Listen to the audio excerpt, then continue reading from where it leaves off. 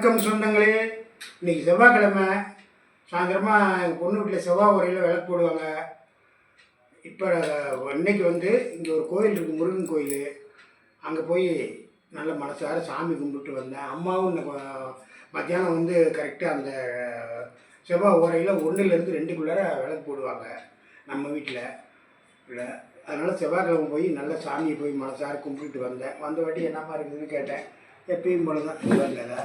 சப்பாத்தி தக்காளி தொக்கு, சப்பாத்தி பாருங்கள் நல்லா சாப்பிட்டதா பிச்சை அப்படியே சாப்பிட்டா இருக்கும். இந்த அம்மாவை எங்கள் சம்சாரத்துக்கு அம்மான்னு சொன்னால் நிறைய பேர் இதாக சொல்கிறீங்க. சம்சாரத்துக்கு சமையல் கற்றுக் கொடுக்கவே எனக்கு ஏறக்குறைய ஒரு 40 வருஷம் ஆகிப்போச்சுங்க. 35 வருஷம் பக்கமாக ஆகிப்போச்சு. இப்போ இந்த ஒரு 5-6 வருஷமாக தான் கொஞ்சம் கரெக்டாக, அதுலேயும் உப்பு மட்டும் இன்னும் சரியாக வரல. அதனால் அவ்வளவும் கற்றுக் கொடுத்து இன்றைக்கி ஓரளவுக்கு நல்லா கொண்டாந்துட்டாங்க. சாப்பிட்லாம். தக்காளி தொக்கு நல்லா இருக்குது. இதுக்கு செஞ்சு அப்படி தான் அந்த மாதிரி. உங்கள் வீட்டில் நீங்கள் என்ன சாப்பிட்டீங்கன்னு கமெண்ட்டில் சொல்லுங்கள். இன்றைக்கி வெளியில் எனக்கு நிறைய வேலை இருக்குது. அதனால் இப்போ சாப்பிட்டுட்டு புறப்பட போகிறேன். பாய். நாளைக்கு இதே மாதிரி டிஃபனில் உங்களை சந்திக்கிறேன். பாய்.